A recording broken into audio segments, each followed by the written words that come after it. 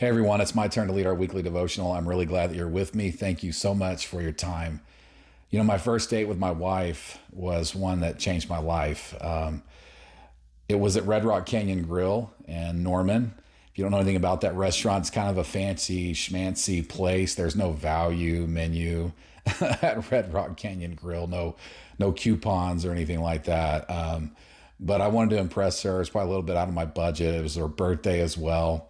And we go to this restaurant, we're dressed up, and it was a pretty magical night. I remember even what I ordered. I had the pork chops, and she probably had a salad or something like that, trying to, eat like a bird in front of her, in front of her new date that she had. But anyway, I remember also ordering us some wine. Don't tell anybody, but I'm a fan of some bitter wine with my meal occasionally. And I ordered this wine and she didn't even like wine, but I got her a glass anyway, and she just kind of sipped on it and nursed it like she just kind of pretended to like it. But it was a great night. One truly that changed my life, and I'll forever be grateful for it. It's etched into my heart and my soul, truly. But I heard a pastor recently kind of give a similar analogy and say something like this. Imagine if you were to go on the same date with your wife every single time you went out. So imagine Jessica and I, every time we went on a special date, we went to Red Rock Canyon Grill and then went for a walk around the park close to the area. And that's what we did every time. Imagine that being our date. Now, while it was special and it was meaningful, I have a feeling that even as good as the food is there and the atmosphere, that it would probably get a little bit redundant, a little bit monotonous, and maybe even routine, And this pastor said something along the lines that, we need to think about our relationship with God in a very similar way, that we need to be okay changing it up a little bit.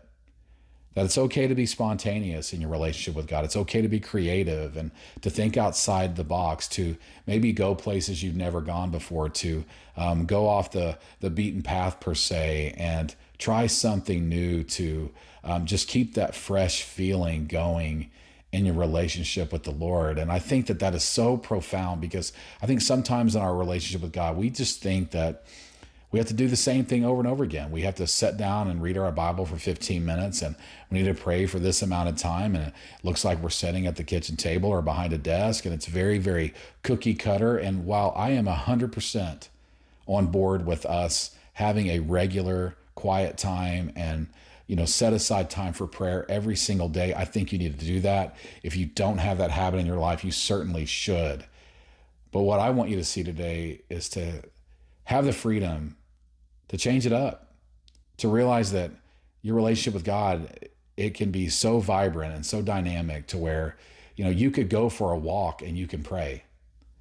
You could buy a journal and write down your prayers. You could go for a drive and pray while you drive, or sing worship songs. Or like me, what I do a lot is I like to mow grass. And when I'm mowing grass, I'm praying. And I can promise you my lawn looks sweet too, because I'm praying when I'm mowing, I'm listening to things, I'm meditating, I'm in the Word when I'm mowing by listening to it or hearing other people preach. I've just learned that there's a lot of freedom in my relationship with God, and that I can change it up. And I found that when I change it up, I seem to feel a lot closer to Him. So this week, I'm just going to challenge you to change it up some.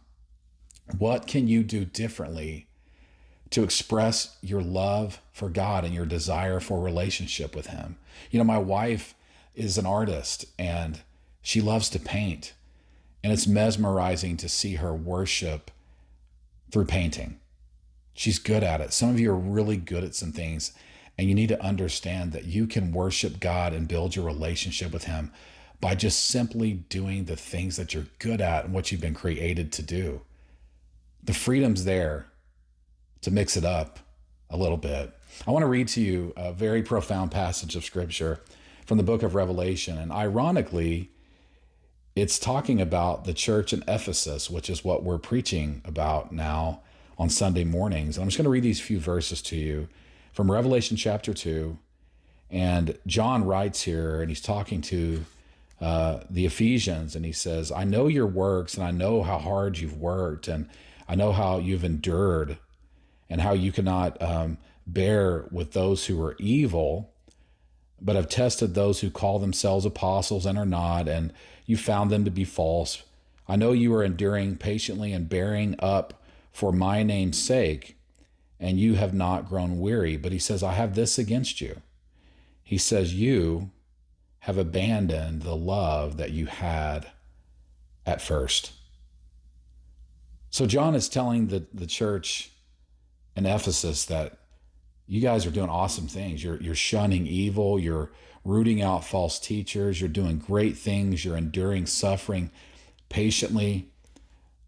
But he says, I have this one thing against you. You've abandoned your first love. And he pleads with them to return to that first love, to go back to the way they used to do things and the way that they used to feel. That is his desire for them. And I think for all of us today, as you watch this and you hear that scripture, and hopefully my heart is, being knitted with yours to some degree right here in this moment, but that you and I will return to our first love. Because I can assure you that in those early days with my wife, we mixed it up. We went different places. We got to know each other. We were spontaneous. We had long conversations that were powerful about life, and there was that excitement there. And we all know what that feels like. And I think when we understand there's freedom to change it up, to be creative, to express ourselves in different ways, our relationship with God will just continue to grow and grow and grow. So church, I love you so much. And I just challenge you this week, get creative, do something different to show and express your love for God. And you might just be really surprised at how close you feel to him. Return to your first love. Have a great week. Talk to you soon.